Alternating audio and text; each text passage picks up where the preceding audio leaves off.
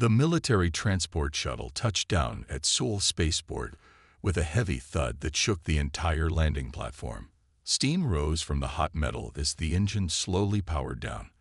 Lee Hannah stepped out of the shuttle door and felt Earth gravity pull at her bones. After 3 years in space stations and alien worlds, even breathing felt different here. She was 17 years old, but her eyes looked much older. A long scar ran from her left temple down to her jaw. Her black hair was cut short in military style. She wore a simple gray uniform with patches that most people would not recognize. The few who knew what they meant would step back in respect and fear. Hannah carried only a small bag. Everything she owned fit inside it. 3 years of war had taught her that too many things just slow you down. She walked slowly across the landing pad, her boots making sharp sounds on the metal floor. Every few steps she would stop and look around. Old habits from the war. Always check for enemies. Always find the exits. The spaceport was busy with travelers and workers. Families hugged each other as people returned from distant colonies. Business people rushed past with their expensive clothes and worried faces. Nobody paid attention to the quiet girl with the scar. That was fine with Hannah. She had seen enough attention in the war. Her family waited in the arrival area. Her mother, Mrs. Lee, stood next to her father, Mr. Lee. Both of them looked nervous. Between them stood her younger brother, Kim Tae-ho. He was 14 now. When Hannah left for the war, he was only 11. He looked taller, and his voice was deeper when he called her name. The family meeting was awkward. Her parents did not know how to talk to her. The daughter who left 3 years ago was full of dreams about serving humanity and fighting aliens. The person who came back was someone else entirely. Her mother tried to hug her, but Hannah stood stiff as a board. Physical contact still felt dangerous to her. Tae-ho stared at his sister with wide eyes. He had seen the news reports about the Outer Rim wars. He knew that terrible things happened out there. But seeing his sister with that scar and those cold eyes made it real in a way that scared him. Her father held up official papers from the Earth Defense Corps. The documents had lots of stamps and signatures. They said that Lee Hannah was a veteran with honorable service. They also said she had to finish high school because she was still technically a minor. The law was clear about this. All veterans under 18 had to complete their education. The ride home was quiet. Seoul looked exactly the same as when she left. The same tall buildings reached up toward the sky. The same crowds of people moved through the streets. The same advertisements flashed on electronic signs. But everything felt different to Hannah. It all seemed so small and safe and pointless. Her old bedroom was exactly how she left it. Pink walls with posters of pop singers. A desk covered with school books. Stuffed animals on the bed. It looked like a room for a child. Hannah sat on the edge of the bed and stared at the wall. This room belonged to someone who no longer existed. That night at dinner, her parents tried to act normal. They asked about her plans for school. They talked about family news and neighborhood changes. Hannah answered with short words. Yes. No. Maybe. Fine. She ate the food without tasting it. Everything was too loud. The clinking of chopsticks sounded like weapons being prepared. The television in the background sounded like radio chatter from a battlefield. Later, her mother brought her school uniform for Gangnam Technical High School. The blue and white outfit looked impossibly clean and innocent. Hannah held it up and wondered how she was supposed to pretend to be a normal student when she had killed enemy soldiers with her bare hands. Outside her window, the city lights twinkled peacefully.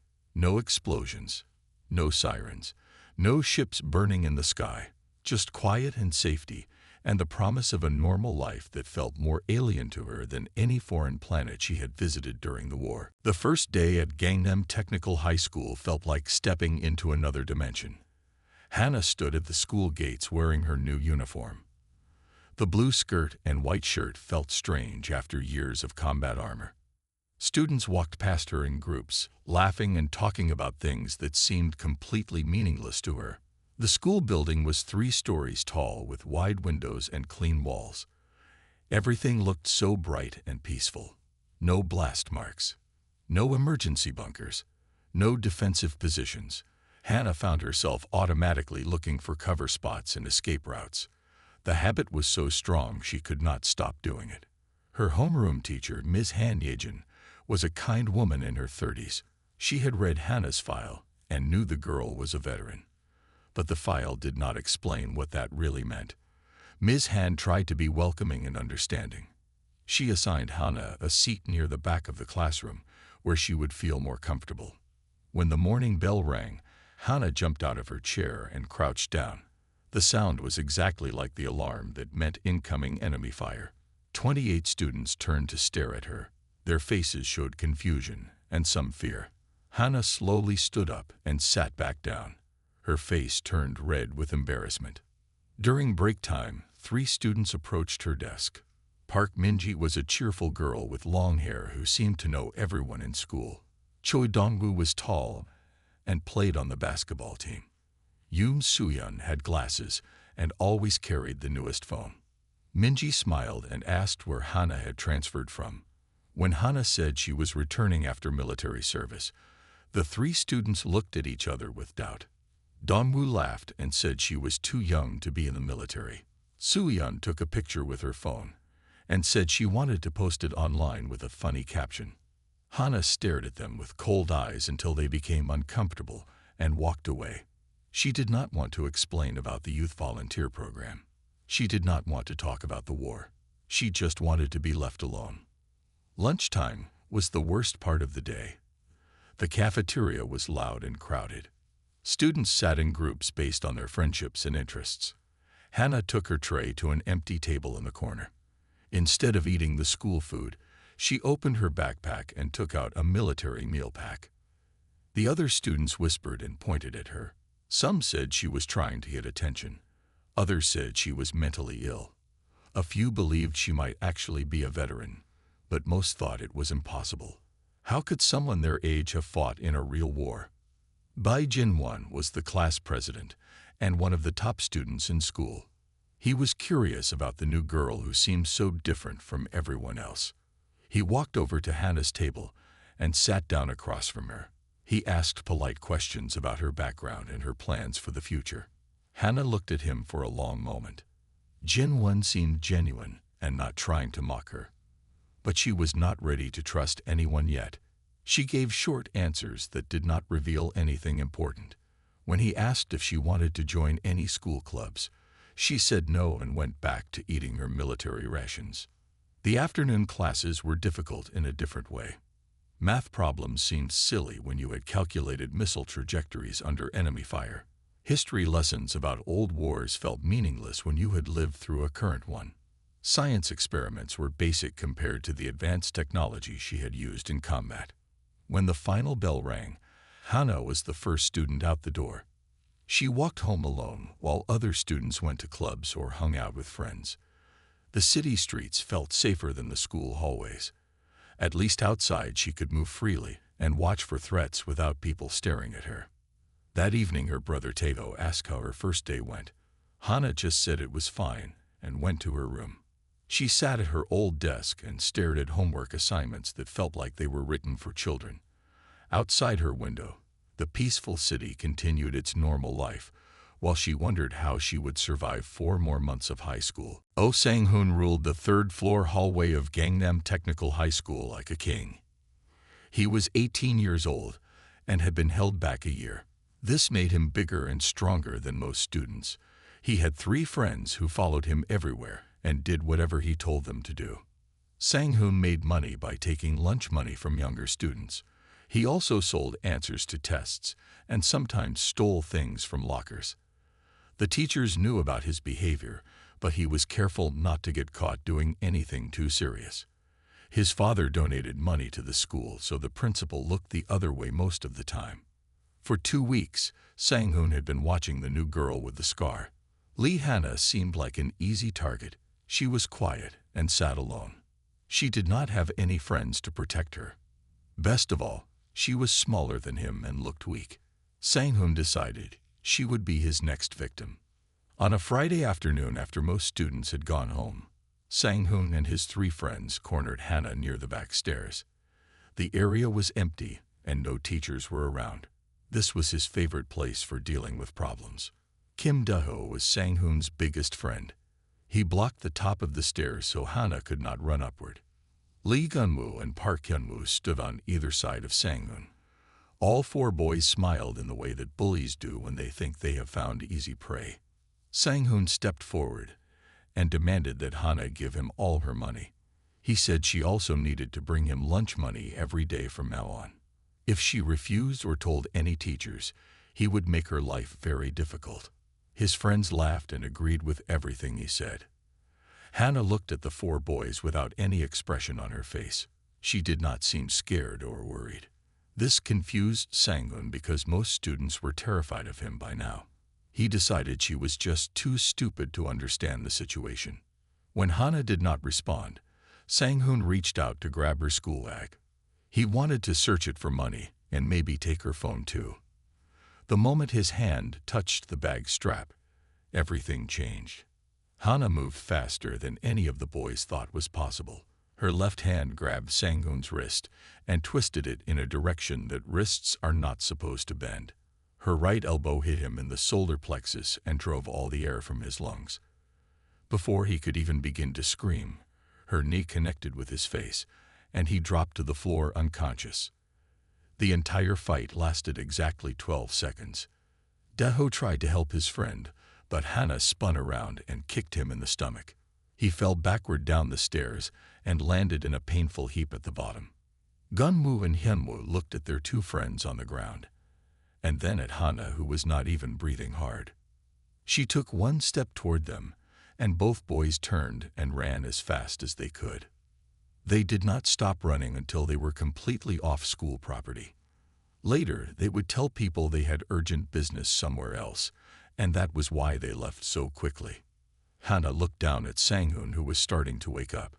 Blood ran from his nose, and his wrist was already swelling. She knelt down next to him and spoke in a quiet voice that was somehow more frightening than shouting would have been. She told him that she had killed enemy soldiers who were bigger and stronger and better trained than he was. She had fought aliens with weapons that could cut through steel. She had survived battles that destroyed entire space stations. Compared to all of that, 4 high school bullies were not even worth her attention. Sang-hoon tried to speak, but only made whimpering sounds. Hana stood up and walked away like nothing had happened. She left him lying on the floor next to his unconscious friend. Word of the fight spread through the school within hours. Students whispered about how the quiet girl with the scar had destroyed the most feared bully in school. Some said she must know martial arts. Others said she was secretly a gang member. Nobody guessed the truth. Principal Dr. Kang Mung-soo called Hana to his office the next Monday morning. He had heard about the incident and was considering expulsion. He said that violence was never acceptable in his school, no matter what the circumstances were. Hana sat in the chair across from his desk and stared at him with those cold eyes that had seen too much. She spoke in the same quiet voice she had used with Sang-hoon. She said she had watched planets burn and seen billions of people die. His detention did not scare her. The principal looked at her file again and noticed the military stamps and classifications he had not paid attention to before. He decided that maybe this situation required a different approach. The history class was supposed to be a normal Tuesday morning lesson. Mr. Aim Seok-jun was teaching about the Vorthok Wars that had happened in the outer colonies. Most students found the topic boring because it seemed so far away from their daily lives. They played games on their phones or slept at their desks while the teacher talked. Mr. Im activated the holographic display at the front of the classroom. 3-dimensional images of massive alien warships appeared in the air above the students' heads. The ships were dark gray with strange curved surfaces and weapon ports that glowed red. Even as just holograms, they looked terrifying and powerful. Hana had been staring out the window when the display turned on. The moment she saw those familiar ship designs, her whole body went rigid. Her hands gripped the edges of her desk so hard that her knuckles turned white. The peaceful classroom suddenly felt like the command bridge of a human battleship under attack. The teacher continued his lecture about battle tactics and casualty numbers. He talked about famous engagements like they were ancient history.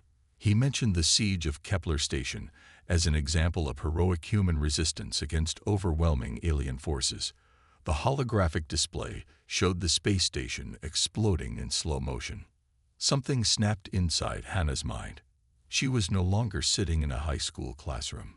She was back on Kepler Station 3 years ago, watching her unit commander, Captain Torres, make the final desperate choice to save civilian transports. She could smell the smoke and hear the screaming of wounded soldiers. Hannah jumped up from her desk and grabbed the nearest chair. She threw it at the holographic projector with incredible force. The machine exploded in a shower of sparks and broken plastic. The alien warships disappeared, but Hannah kept fighting enemies that only she could see. She flipped over 3 student desks and kicked a hole in the classroom wall.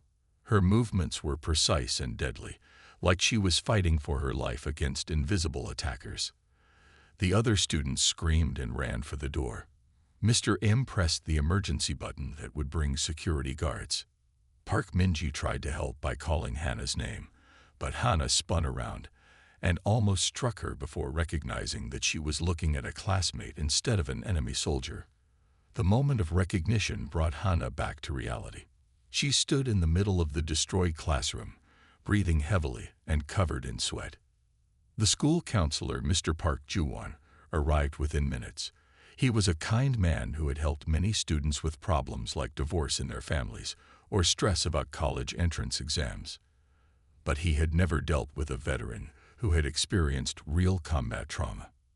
Mr. Park sat across from Hannah in his small office. He asked gentle questions about her feelings and her adjustment to civilian life. Hannah answered with short sentences that revealed nothing important. She knew that he meant well, but he could not possibly understand what she had been through. The counselor looked at Hannah's student file on his computer. Most of the information was marked as classified by the Earth Defense Corps. He could see that she had served in something called Special Operations and had received several military decorations. But the specific details of her service were blocked by security restrictions. Mr. Park suggested that Hannah might benefit from talking to other veterans or joining a support group. He gave her pamphlets about dealing with stress and adjusting to normal life. Hannah took the papers to be polite, but she knew they would not help her. That evening, Hannah sat alone in her bedroom and made a video call to Mars Colony. The connection took several minutes to establish because of the distance between planets. When the screen finally cleared, she saw the face of Ryu Jae-hyun, her former squadmate who was now stationed at the Mars Defense Base. Jae-hyun looked tired, but he smiled when he saw Hannah. He asked how she was doing with school and civilian life. When she told him about the flashback in history class, his expression became serious. He said that all the surviving members of their unit were having similar problems. Jae-hyun reminded Hannah why they had fought in the war. They had saved billions of human lives by stopping the Vorthok invasion. Entire worlds were still free because of what they had done. He told her not to let a bunch of teenagers who had never seen real danger make her forget how important their sacrifice had been. After the call ended, Hannah felt a little better. She was not the only one struggling to fit back into normal society. All across human space, young veterans were trying to build new lives after experiencing things that most people could never imagine. She looked at her reflection in the dark window and touched the scar on her face. Tomorrow, she would have to go back to school and pretend to be a normal student again. But tonight she allowed herself to remember that she was a hero, even if nobody else knew it. Professor Lee Young-soo was known as the toughest physics teacher at Gangnam Technical High School. He had worked for the space program before becoming a teacher, and he enjoyed giving his students problems that made them think hard. Most of his lessons went over the heads of average students, but he believed in challenging young minds. On Thursday morning, Professor Lee wrote a complex equation on the whiteboard. It dealt with faster-than-light communication delays during space battles. The problem involved quantum physics and advanced mathematics that even university students would find difficult. He told the class this was considered impossible to solve without computer assistance. The students stared at the board with confused expressions. Shin Woojin, who was one of the smartest students in school, raised his hand and said the problem was too advanced for high school level. Jung Ariam, who wanted to study engineering, agreed that they needed more time to research the topic. Professor Lee smiled and said he would give them a week to work on it. He expected them to at least try to understand the basic concepts. He was about to move on to simpler material when a quiet voice spoke from the back of the classroom. Hana had been half asleep during most of the lesson, but when she saw the equation on the board, her eyes went wide with recognition. She had seen this exact type of problem many times during the war. Fleet commanders used these calculations to coordinate attacks across multiple star systems. She raised her hand, and Professor Lee looked surprised. The quiet girl with the scar had never participated in class discussions before. He nodded for her to speak, and Hana stood up slowly. She walked to the front of the classroom and picked up a marker. Working quickly and confidently, Hana solved the equation in less than 5 minutes. She added several additional calculations that showed how quantum entanglement communication arrays could overcome the time delay problem. Her work was not just correct, but showed an understanding of advanced military technology. The classroom was completely silent. Professor Lee stared at the board with his mouth open. The solution was perfect and included details about communication systems that were classified military secrets. He asked Hana where she had learned about quantum entanglement arrays. Hana realized she had made a mistake by revealing too much knowledge. She said she had read about it online and returned to her seat without further explanation. But Professor Lee was not fooled. He had worked with military contractors, and he recognized classified technology when he saw it. After class, several students approached Hana with new interest. Woojin said he had never seen anyone solve advanced physics problems so easily. Ariam asked if she could study with Hana for the upcoming exams. For the first time since returning to school, other students were treating her with respect instead of fear or suspicion. Nan Hyewon from the robotics club had been watching everything with great interest. She was a quiet girl who spent most of her time building machines and programming computers. Unlike the other students, she had noticed something unusual about Hana from the very beginning. During lunch break, Hyewon approached Hana's table in the cafeteria. She sat down without being invited and spoke in a low voice. She said she had been observing Hana for weeks and had noticed some interesting things. Behind Hana's left ear was a small scar that looked like it covered some kind of electronic implant. Hana touched her ear instinctively and felt the slight bump where military-grade neural interfaces had been installed years ago. Most people would never notice such a small mark, but Hyewon had sharp eyes for technology. She asked if Hana had ever worked with advanced computer systems. Instead of denying it, Hana found herself curious about this strange girl who noticed things that others missed. She asked Hyewon what she was working on in robotics club. Hyewon's eyes lit up with excitement as she described their competition project. The robotics team was building a machine for the National High School Championships. They had been working for months, but their robot was still too slow and clumsy compared to what other schools were creating. Hyewon said they needed someone with advanced engineering knowledge to help them improve the design. Hana looked at the rough sketches and specifications that Hyewon showed her. The robot was designed for a competition that involved navigating obstacles and completing complex tasks. It was actually quite similar to the combat drone she had maintained and operated during the war. For the first time in weeks, Hana felt genuinely interested in something at school. She told Hyewon she might be able to help with some improvements. Hyewon smiled and said the robotics club met after school in the basement workshop. She invited Hana to come see their project. That afternoon, Hana followed Hyewon down to the school basement. The robotics workshop was filled with tools, spare parts, and half-finished machines. 3 other students were working on different aspects of the competition robot.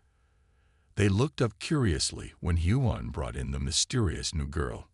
Hana examined their robot carefully and immediately saw dozens of ways to improve it. The power system was inefficient, the movement controls were too slow, and the sensor array was poorly positioned. Using her experience with military drones, she began suggesting modifications that would transform their simple machine into something much more sophisticated. The robotics club members listened with growing amazement as Hannah explained advanced engineering concepts in simple terms. For the first time since coming back from the war, she felt like she was using her skills for something positive instead of just trying to survive each day. As the afternoon progressed, Hannah found herself smiling and even laughing at some of the other students' jokes. Working with her hands on mechanical problems felt natural and calming. Maybe there was a place for her in this peaceful world after all. It was a peaceful Wednesday morning at Gangnam Technical High School. Students were sitting in their classrooms working on math problems and reading literature assignments. The spring sunshine came through the windows and made everything feel calm and safe. Nobody expected that their normal day was about to become a nightmare. At exactly 10:47 a.m., the air raid sirens began to wail across Seoul. The sound had not been heard in the city for over 50 years.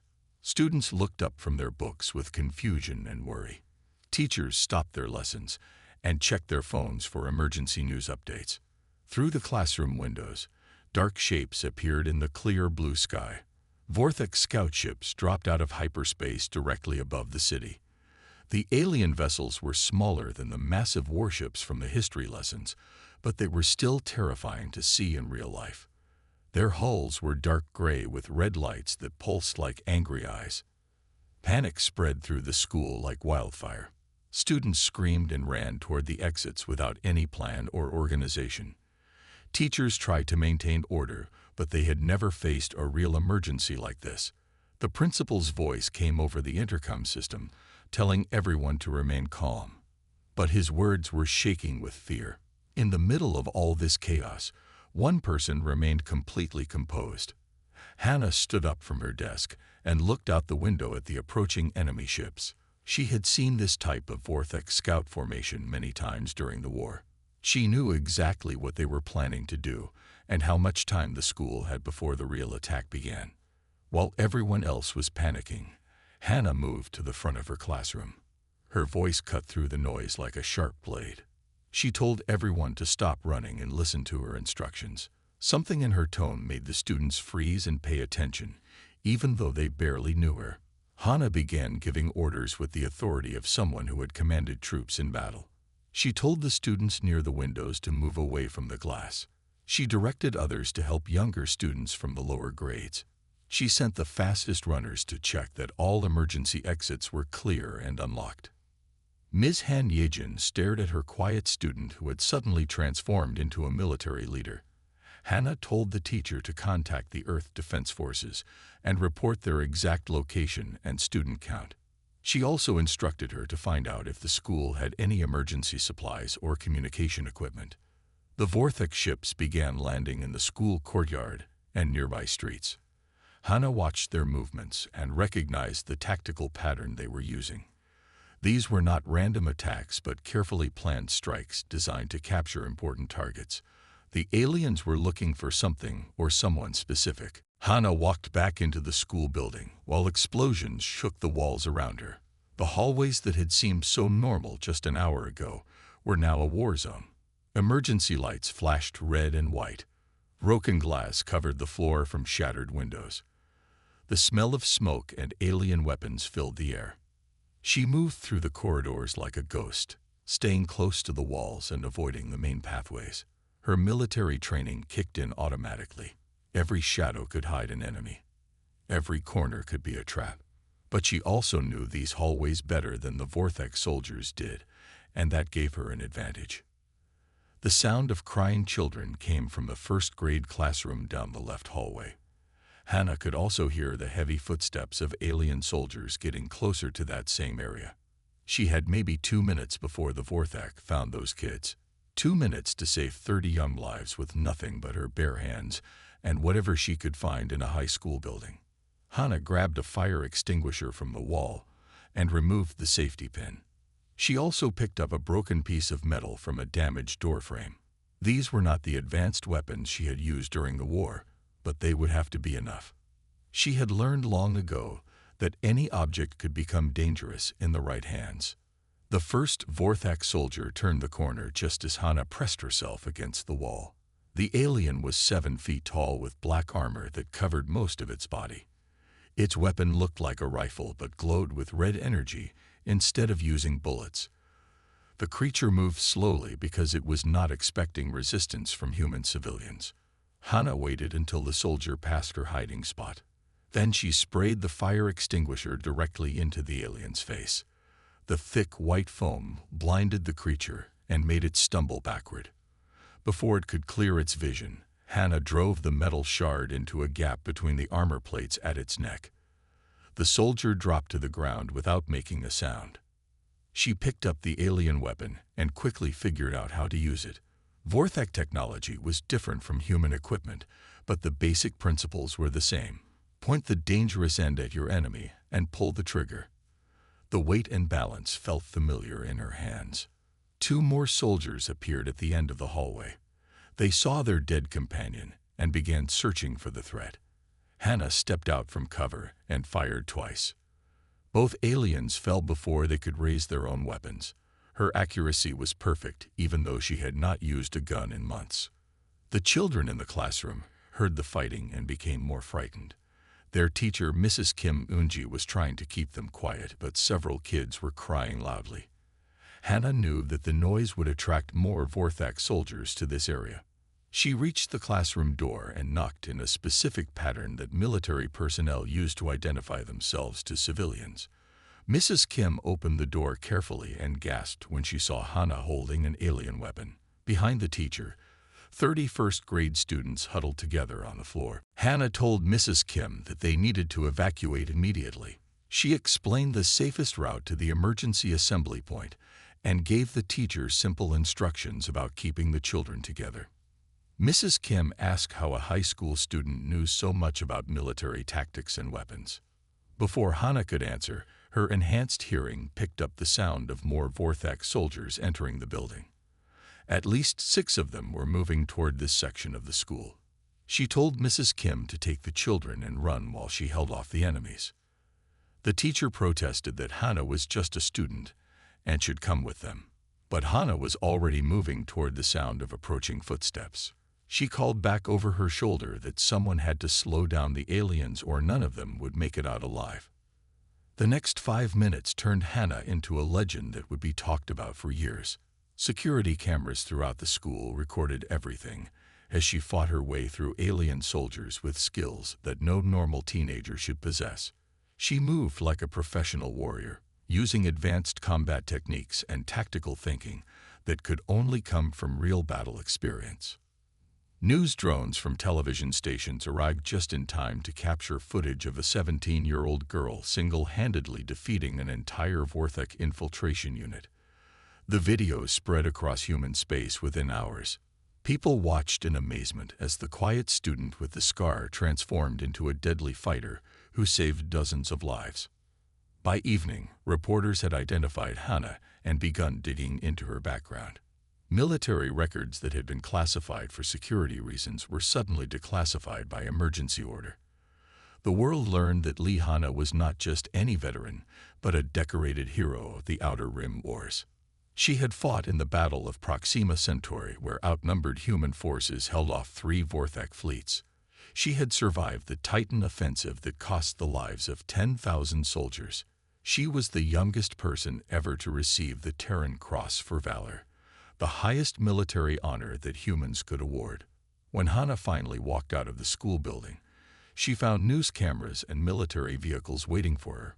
Admiral Kim Sung-hoon himself had flown in from Luna Base to personally thank her for her actions. The same classmates who had whispered about her strange behavior now looked at her with awe and respect. Ha-yuan ran up to her and asked if she was hurt. Other students gathered around wanting to know how she had learned to fight like that. For the first time since returning to Earth, Hana was surrounded by people who saw her as a hero instead of a damaged veteran. But she also knew that her quiet life as a normal student was over forever. The days after the school attack changed everything for Hana. News reporters camped outside her house wanting interviews. Military officials called every few hours with new offers and requests. Her classmates treated her like a celebrity instead of the quiet girl who sat alone at lunch. Admiral Kim Sung-hoon visited her home 3 days after the attack. He was a tall man with gray hair and medals covering his uniform. He had commanded the fleet that saved Earth during the first Vorthek invasion 5 years ago. Now he sat in Hannah's living room drinking tea with her parents and talking about her future. The Admiral told Hannah that the war was entering its final phase.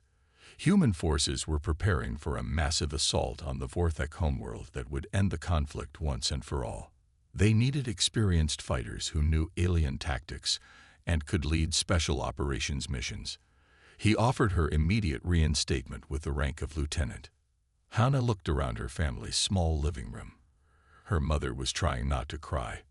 Her father kept reading the official papers over and over. Her brother Taeho sat quietly in the corner, scared that his sister would leave again. For 3 years they had worried she might not come home from the war.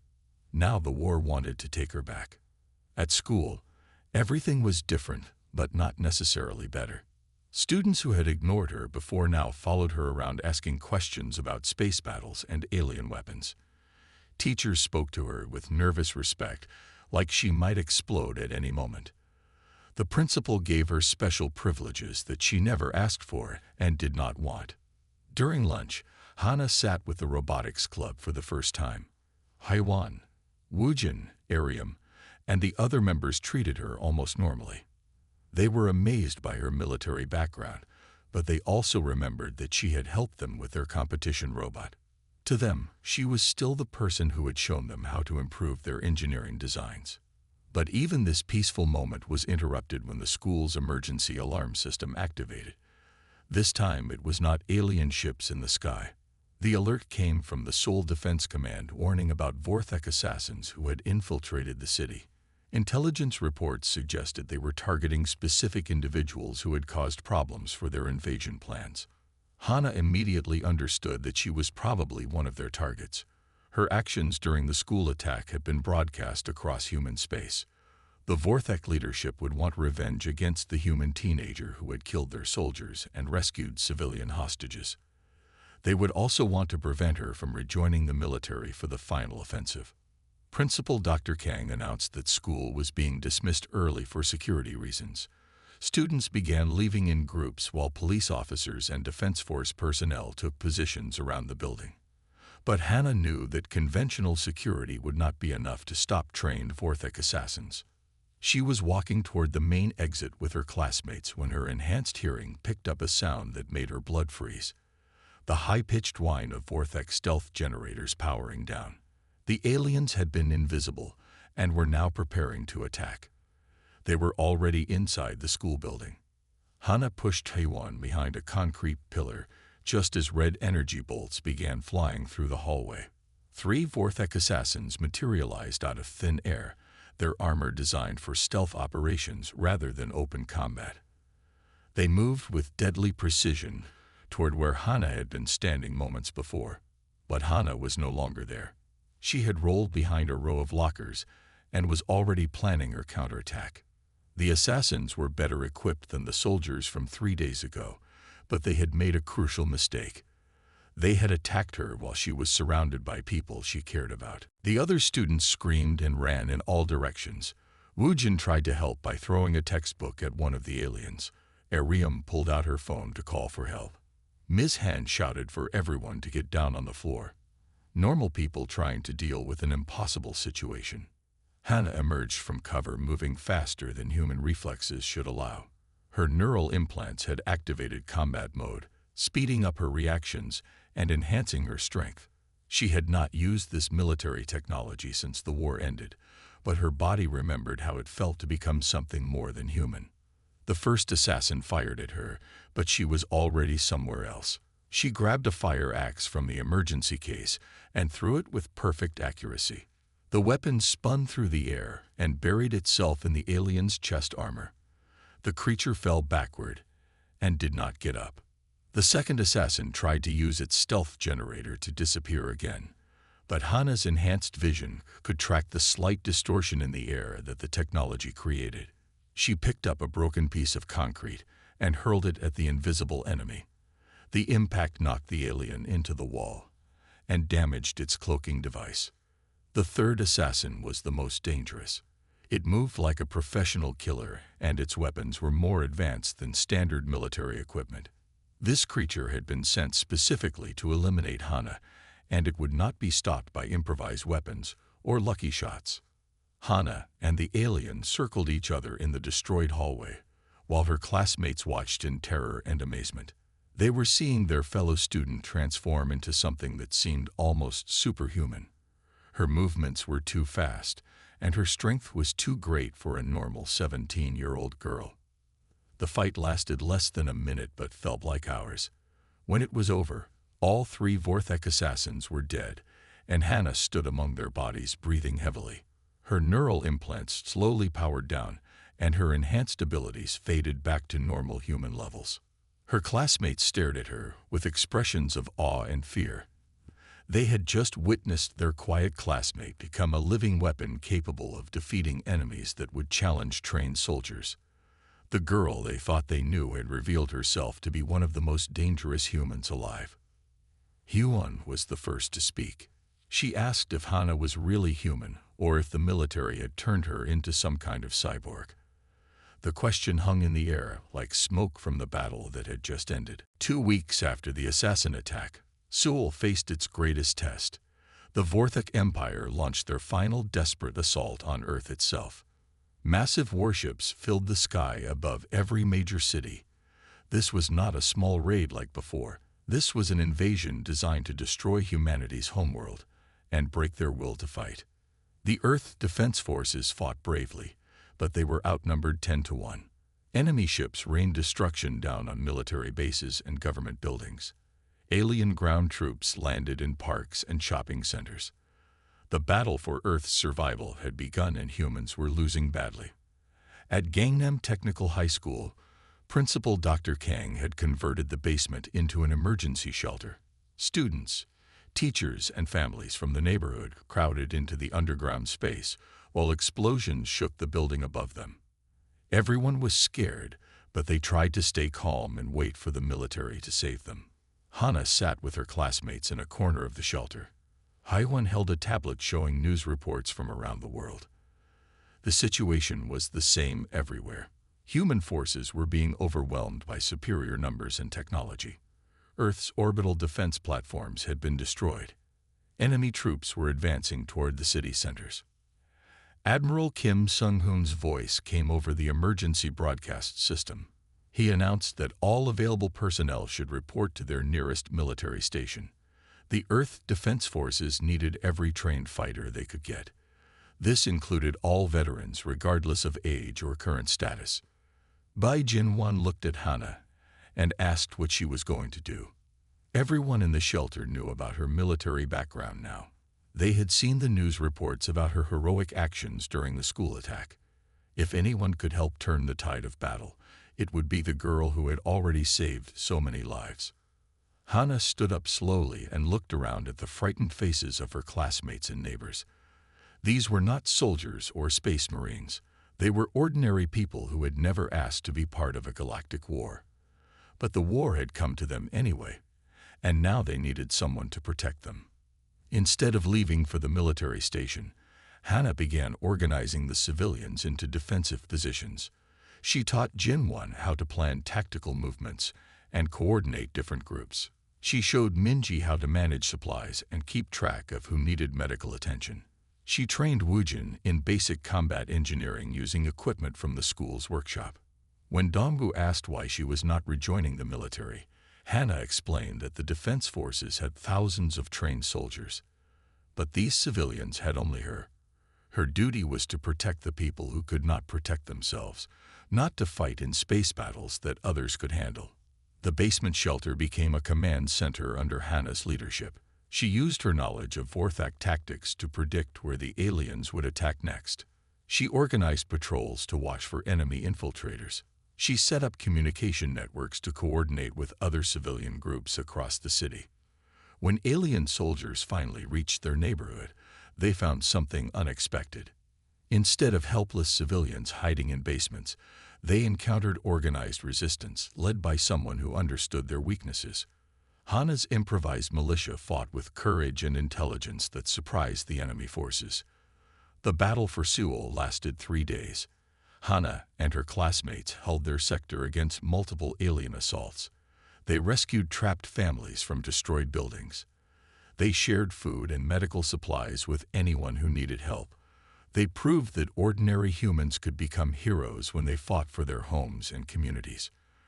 On the 3rd day, Admiral Kim Sung-hoon arrived with a company of Space Marines to secure the area.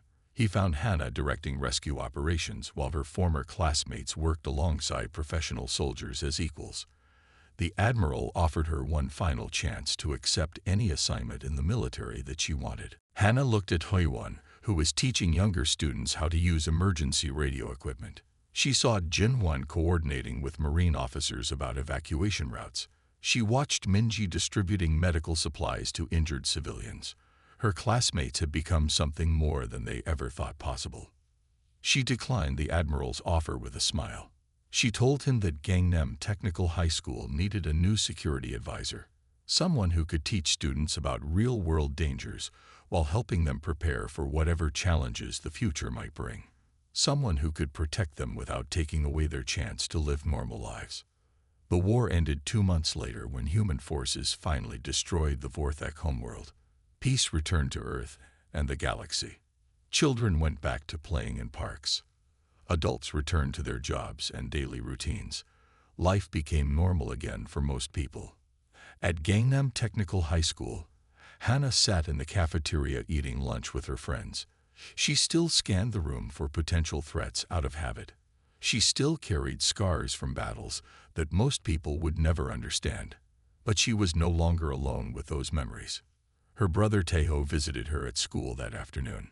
He told her how proud he was that she had chosen to come home instead of continuing to fight. She had saved Earth not by conquering distant worlds, but by protecting the people she loved right here where it mattered most. Hana smiled and told him that she had finally learned the most important lesson of the war. Being human was not about the battles you won or the enemies you defeated. It was about the people you chose to stand beside when everything seemed hopeless. It was about making the decision to build something better instead of just destroying what was broken. Outside the classroom windows, the peaceful city of Seoul continued its daily life under blue skies free from alien warships. And in a small corner of that vast peaceful world, a group of teenagers who had faced the impossible together planned their next robotics competition, while their friend and protector watched over them with quiet satisfaction.